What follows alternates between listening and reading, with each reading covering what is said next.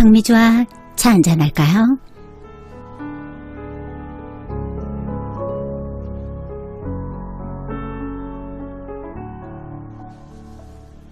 첫눈 같은 당신이 보고 싶습니다. 12월이 오면 보고 싶어 기다리는 것이 있습니다. 하얀 눈이 포근하게 내 얼굴을 감싸듯 당신의 따뜻한 하얀 손을 떠오르게 하는 눈이 펄펄 내리기를 기다리고 있습니다. 당신과 같은 하늘에서 당신처럼 곱디고 온 당신 닮은 하얀 눈이 송이송이 내리기를 기다리고 있습니다. 당신과 함께 소복소복 쌓인 하얀 길을 뽀드득 뽀드득 걸으며 둘만의 발자국을 하얗게 새기고 싶습니다. 당신의 순백미와 백설처럼 순수한 마음을 간직하고 싶습니다. 하루가 가고 또 하루가 와도 기다리는 것은 첫눈. 첫눈에 노래하고 첫눈에 그리워하고 싶은 당신 향한 내 마음이기에 첫눈 기다리듯 언제나 당신을 기다립니다. 첫눈 같은 순수한 마음을 소유한 당신이 첫눈 같은 순수한 모습을 닮은 당신이 무척 보고 싶습니다.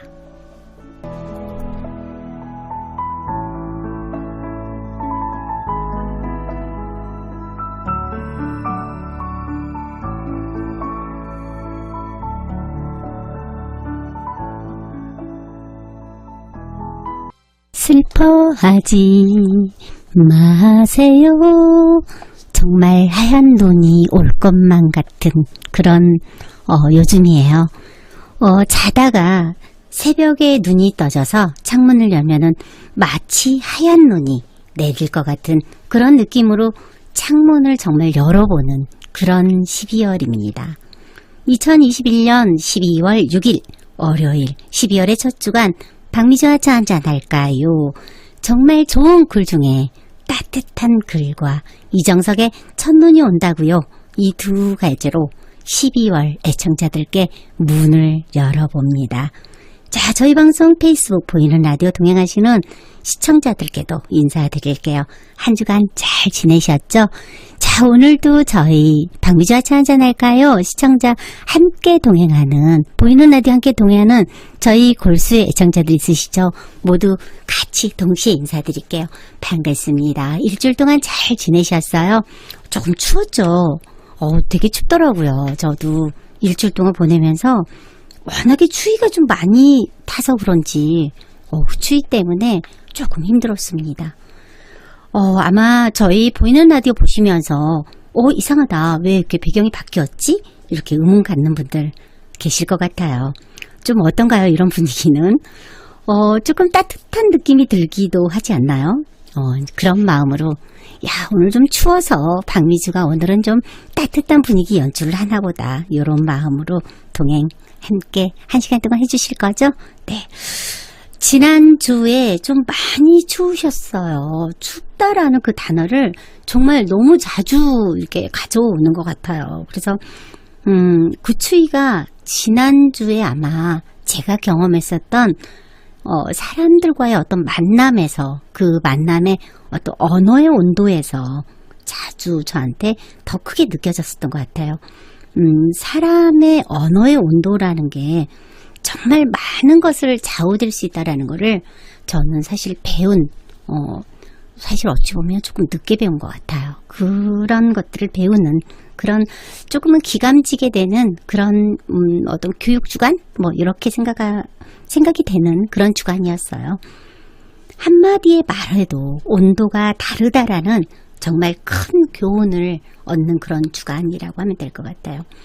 사람들이 그런 말 하잖아요.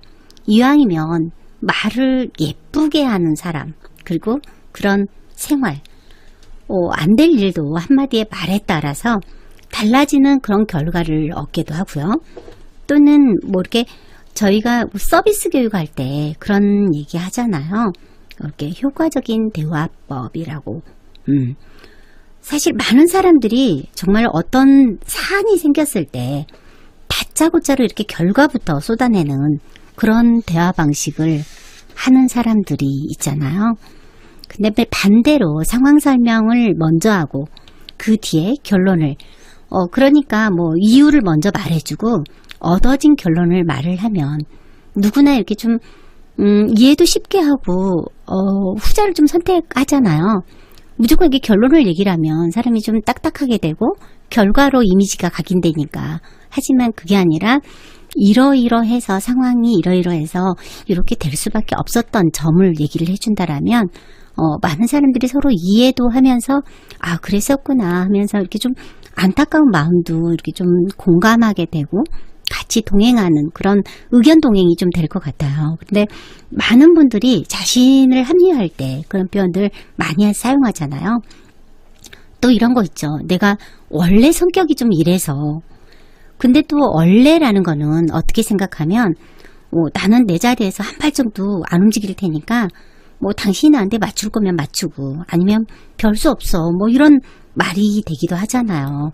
물론 그런 의미가 아닐 수도 있지만 그러나 사람의 관계는 서로 이렇게 좀 양방의 노력이 필요로 하고 있고 서로라는 말의 성립이 이루어질 때 정말 좋은 결과를 도출할 수가 있어지는 거죠.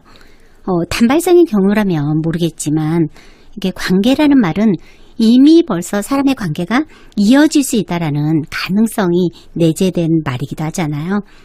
나를 열었을 때 상대방의 마음도 열 수가 있잖아요. 그래서 상대의 마음을 여는 기술은 내 입에서 표현되는 정말 예쁜 말, 아름다운 언어, 그것만이 그 열쇠를 쥐고 있다라고 생각해도 될 것 같습니다. 연말이잖아요.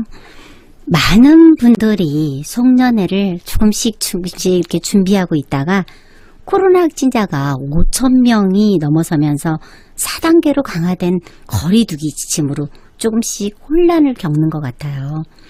그런데 막상 이렇게 먹거리 영업을 하시는 소상공인들은 위드 코로나 때에도 많은 차이는 없었다고는 하지만 그래도 조금은 풀린 상황이 낫기는 하죠.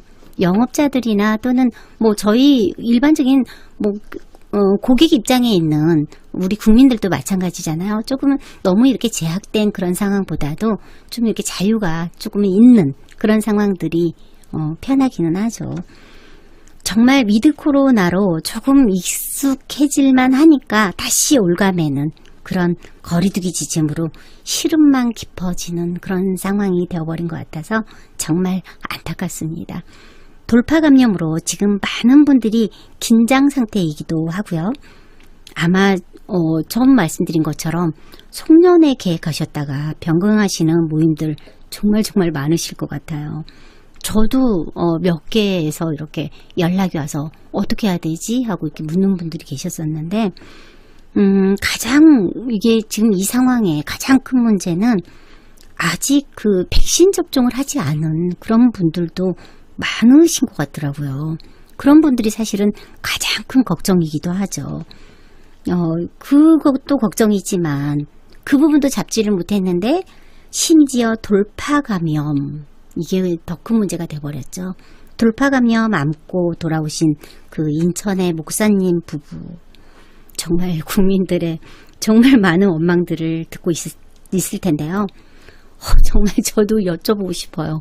왜 그러셨어요? 이렇게 정말 우리 음식점이나 찻집 또는 어디 기관 방문하게 되면 저희 역학조사에 필요한 전화번호 한번 누르는 거 그리고 카카오톡에서 이렇게 인증을 하는 이렇게 QR코드 인증을 하는 거 이런 과정들을 많이 번거로워 하시면서 그냥 이렇게 생략하시는 분들도 간혹 계신데요. 이번에 저는 이 돌파 감염으로 인해서 좀 더 충실하게 성실하게 좀 해야 할 필요가 있다라는 생각이 좀 들었습니다.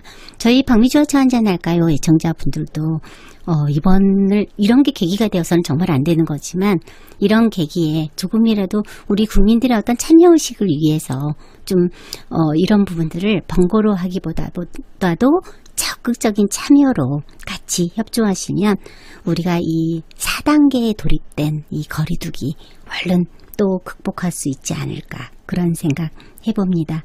더 이상은 없어야 할 텐데, 그런 바람 가지면서 무엇보다도 정부 지침을 준수하는 것만이 가장 안전한, 정말 그나마 안전한 상황 아닌가, 그런 생각으로 여러분 백신 접종 적극적으로 참여하세요.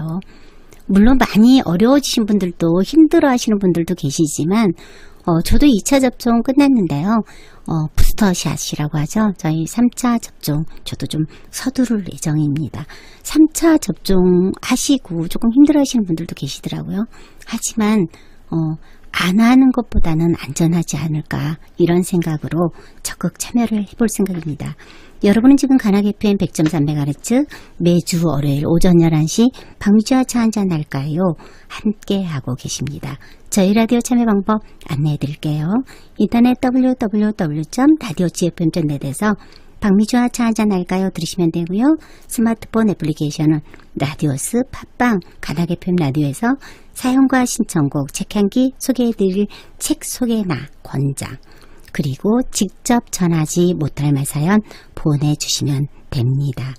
소개해드린 방법 불편하실 때 있어요. 그럴 때는 스마트폰 문자 010-5297-2047번호 문자 보내주시면 매주 월요일 오전 11시에서 12시까지 저 박미주와 함께 동행하시면서 여러분들이 좋아하시는 신청곡도 함께 들려드릴게요. 지금 저희 페이스북 보이는 라디오 실시간 함께 참여하실 수도 있으시죠? 정말 저희는 특별한 사연보다도 여러분들의 주변 이야기로 청취자와 함께 만들어가는 편안한 라디오, 들을만한 라디오, 저희 서창호 PD님과 함께 만들어 가도록 하겠습니다. 자, 잠시 후에 저희 라디오에 박미주의 책향기 시간이죠. 12월과 어울리는 책을 선정하려는데 정말 부담이 장난이 아니더라고요. 그러다가 책장 앞에서 손이 딱 멈춰버린 책이 있었어요. 그 책이 바로 법정 스님의 무소유였습니다. 물론 이 책도 청취자 여러분들께 소개해드린 적이 있어요. 그런데 연말이라는 특정 이유가 또다시 한번 법정 스님의 우리 비움의 철학, 여러 관계에서 어떤 감정관계 또는 불편한, 또는 너무 저 사람과 친하고 싶은데 그러지 못한 것들, 이런 것들이 많이 정리해보는, 그리고 다시 되돌아보는 연말이기 때문에 비움의 철학을 여러분들과 함께 오늘 공유하고 싶었습니다. 박미주의 책향기.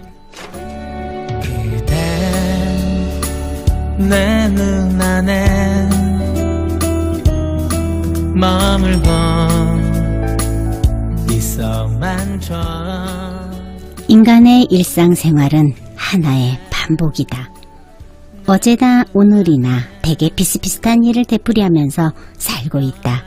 시들한 잡담과 약간의 호기심과 애매한 태도로서 행동한다. 여기에는 자기 성찰 같은 것은 거의 없고, 다만 주어진 여건 속에 부침하면서 살아가는 범속한 일상인이 있을 뿐이다. 자신의 의지에서가 아니라 타성의 흐름에 내맡긴 채 흘러가고 있는 것이다. 모방과 상식과 인습의 테두리 안에서 편안하고 무난하게 처신을 하면 된다.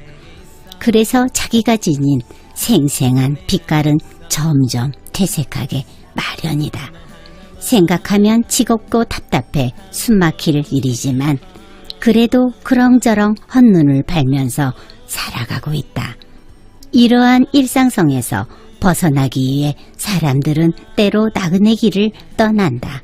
혹은 한강 인도교에 미어 꼭대기에 올라가 뉴스거리가 되어보기도 한다. 그러나 얼마 안 가서 자신의 그림자를 이끌고 되돌아오고 만다. 자기의 인생을 처음부터 다시 시작해 보았으면 좋겠다는 별난 사람이 있었다. 나는 그를 데리고 불쑥 망우리를 찾아간 일이 있다. 짓궂은 성미에서가 아니라 성에 차지 않게 생각하는 그의 생을 죽음 쪽에서 조명해주고 싶어서였다. 여지가 없는 무덤들이 거기에 있었다.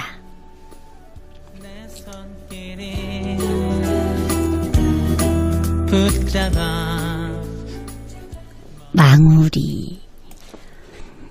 그러고 생각해보면 법정 스님이 사실 고인이 되신 이분께 이런 표현이 조금은 버릇없는 표현이긴 하지만 조금은 엉뚱한 부분이 없잖아 있으셨던 분 같아요.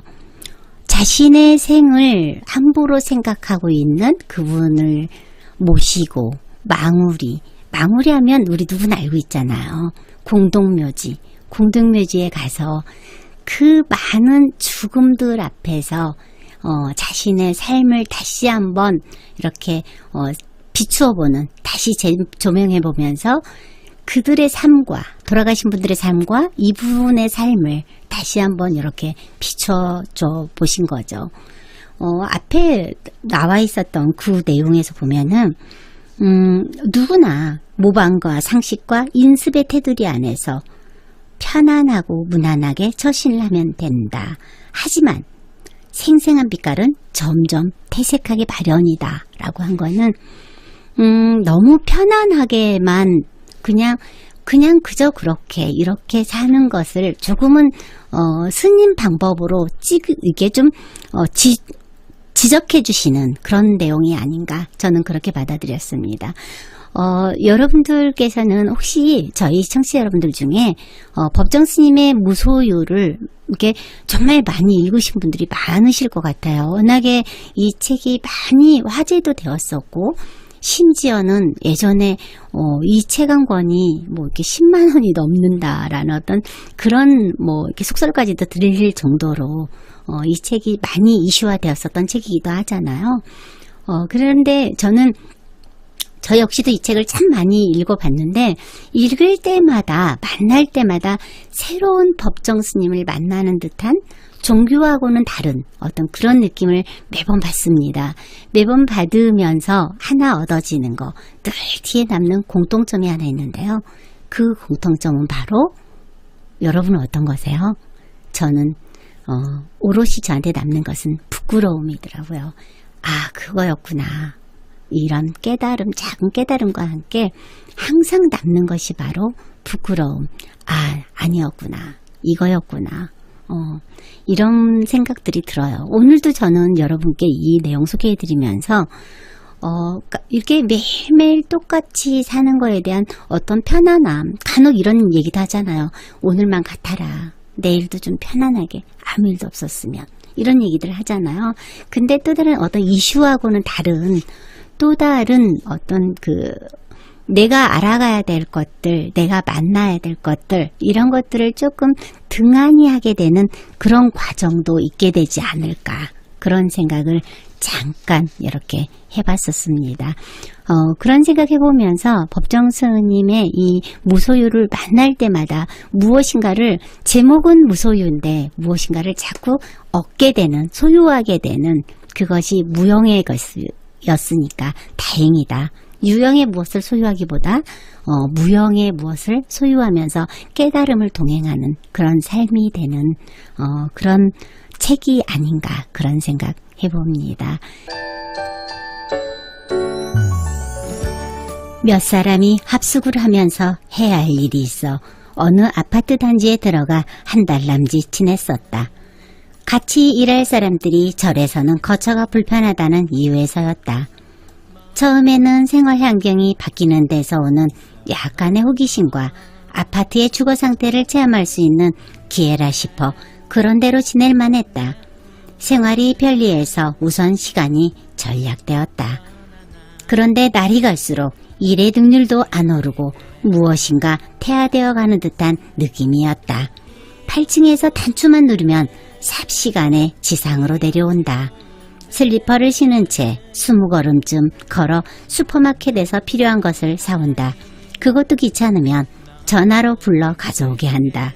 물론 연탄불을 갈 시간 같은 것에 신경을 쓸 필요도 없다. 이렇듯 편리하게 사는데도 뭔가 중심이 잡히지 않는 채 겉돌아가는 것 같았다. 무슨 까닭인지 알 수가 없었다. 그러던 어느 날 흙탕길을 걸으면서 문득 생각이 피어올랐다. 잘 산다는 것은 결코 편리하게 사는 것만이 아니라는 것을.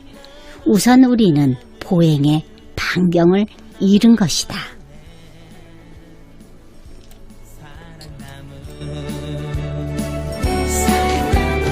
오직 나의 사랑의 꽃을 피워. 문득 흙탕길을 걸으면서 깨달음이 피어올랐다라고 하죠.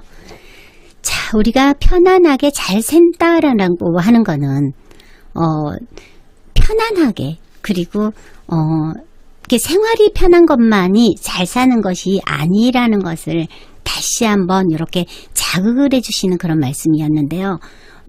정말 모르겠어요. 어떤 분들은 라떼족이라고 할지 모르겠는데, 적당히 나이가 들었다라는 거는 적당히 깨달음을 얻고 있다라는 말과 비슷한 말이다라는 말을 제가 최근에 들은 적이 있는데요. 근데 들으면서 바로 그냥 공감이 됐어요. 맞는 것 같아요. 적당히 나이가 들어간다. 적당히 깨달을 줄 안다. 적당히 개살할 줄 안다. 사람과의 거리, 그리고 관계의 거리, 어떤 무엇인가를 할 때 적당이라는 그 관계, 그리고 그 적당이라는 어떤 표준치가 우리에게 주는 것, 그리고 우리에게 주면서 우리에게 준 그 적당히를 우리가 만들어갈 수 있다라는 거는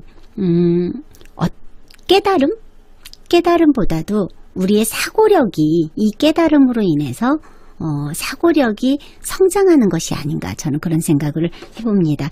법정 스님의 이 모소유라는 이 책에서 얻어지는 보이지 않는 무형의 무엇을 소유한다라는 것이 바로 이 성장하는 사고력이 아닐까, 그런 생각 해봅니다. 저희 혹시 청취자 여러분들도요, 저희 박미주의 차 한잔 할까요 시간에 혹시 소개하고 싶은 책 있으시거나 권장하고 싶은 책 있으시면 보내주셔도 되고요, 또는 그냥 권장해 주셔도 됩니다.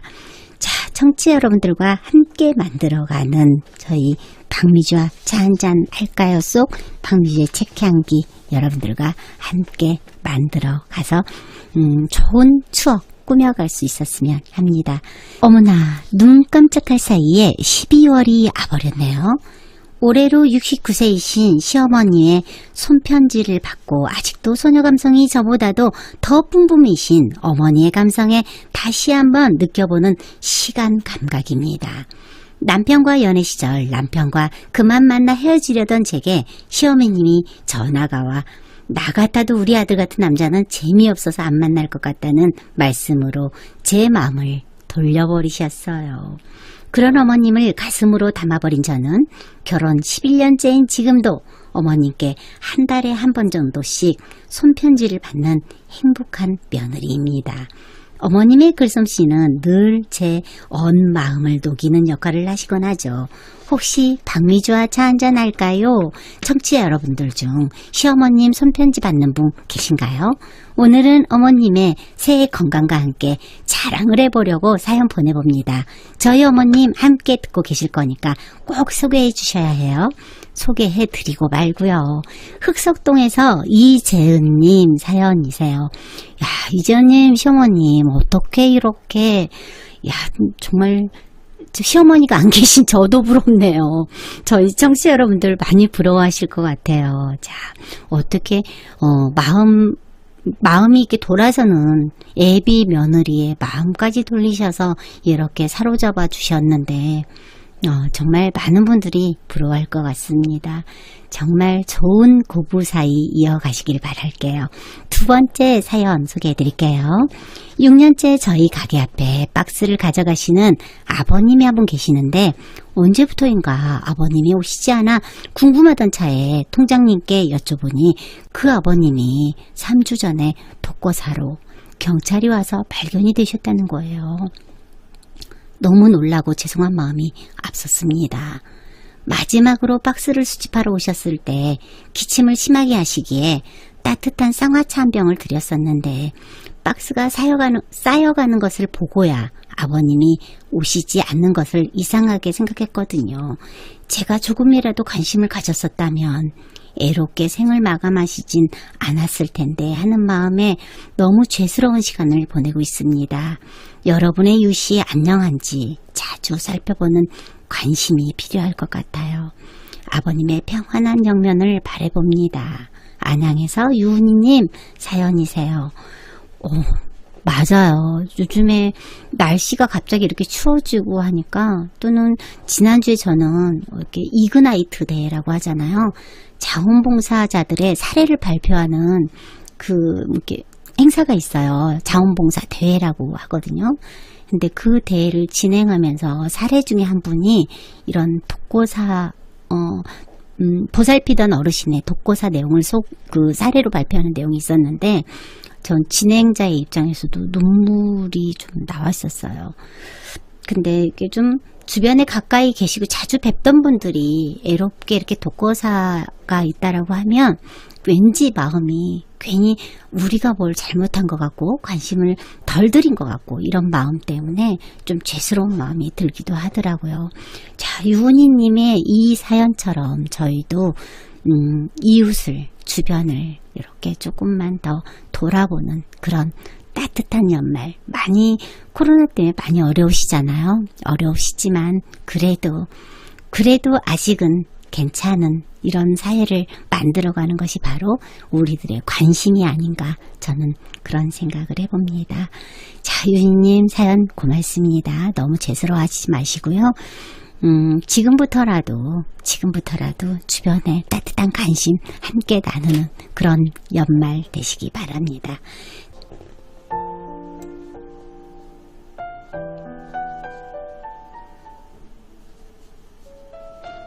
3년 전 재혼을 한 저는 아직 남편의 가족들과 편하게 지내지는 못하고 있습니다. 결혼 1년 만에 교통사고로 사별을 하게 된 저는 사실 충격이 크기도 했고, 갑자기 뱃속에 5개월 된 아이와 덩그러니 남겨져 어찌할 바를 모르고 있다가 아이가 4살이 되는 3년 전 남편의 고등학교 동창이었던 지금의 남편과 쉽지 않은 재혼을 하게 되었습니다. 시댁의 반대도 만만치 않았지만 혹시라는 친정의 오해와 남편 친구들의 오해의 눈길을 애면할 수 없는 사실이더군요.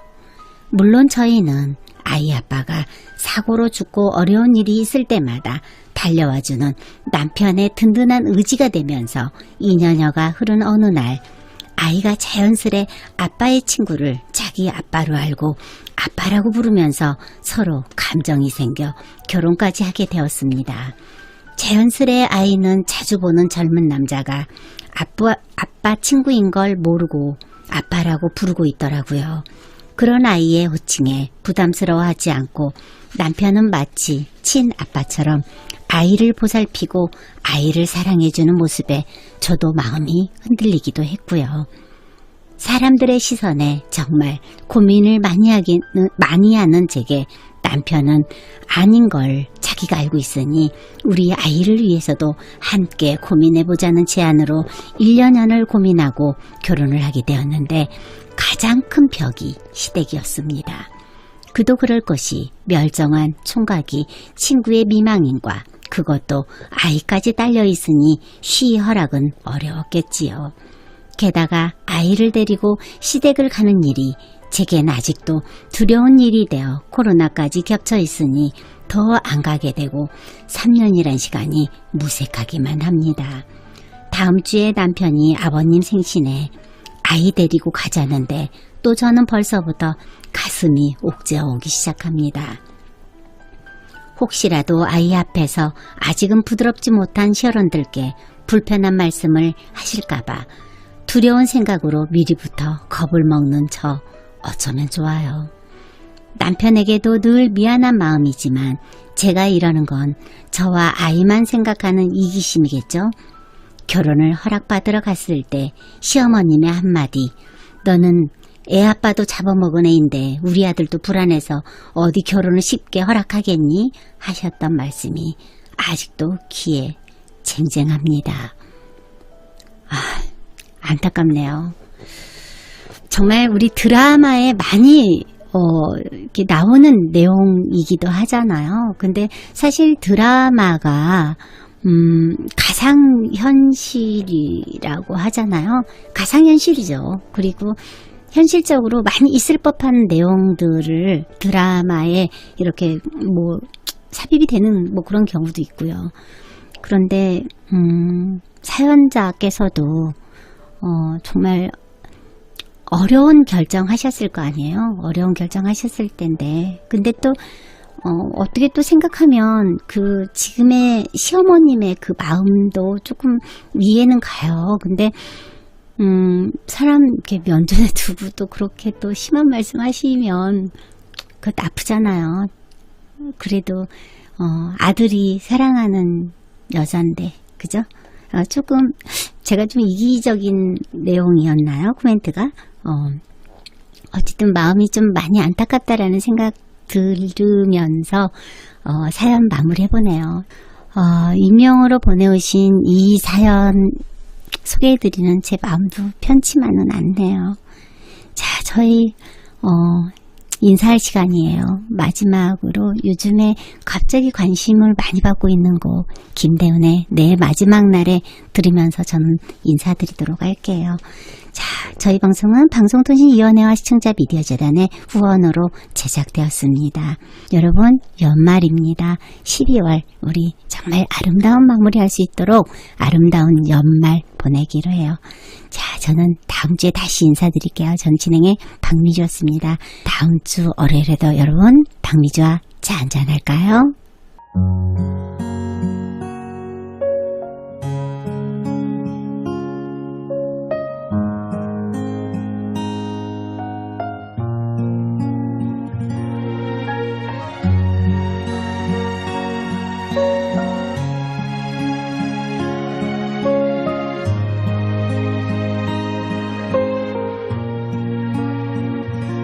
인생아 고마웠다. 사람이 나를 떠나도 세상이 나를 속여도 내 곁에 있어 주었어. 인생아 고마웠다. 사랑이 나를 떠나도 그것은 내 몫이라고 나에게 말해주어서. 인생아 나 부탁을 한다. 납두는 갚는 날에는 잘 살았다고 훌륭했다고 그 말만 해주라. 눈물이 많은 삶이어서 고생했다 말해주라. 배운 게 많은 삶이어서 아름답다 말해주라.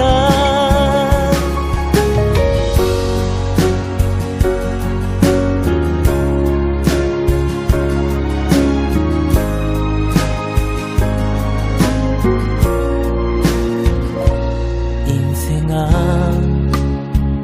고마웠다. 빈몸으로 태어나도 많은 것 채워주고 빈몸으로 보내주었어. 인생아 나 부탁을 한다. 납두는 갚는 날에는